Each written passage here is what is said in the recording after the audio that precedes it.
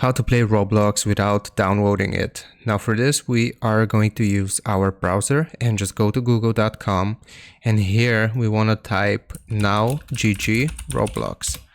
Now you should be able to see this, play Roblox minigames online, and play Roblox online without downloading it. So we want to click on the first link, play Roblox minigames online, and it's going to look like this. It will show us a list of all of the popular Roblox games. You have Pet Simulator, you have Blade Ball, you have Adopt Me, The Strongest Battlegrounds, Blocks Fruits, Bed Wars, Arm Wrestle Simulator, all of the popular games here, you have them.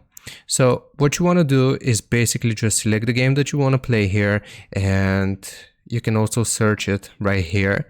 So The Strongest, for example, and you will be able to see it pops up if you can't find your game here from this list.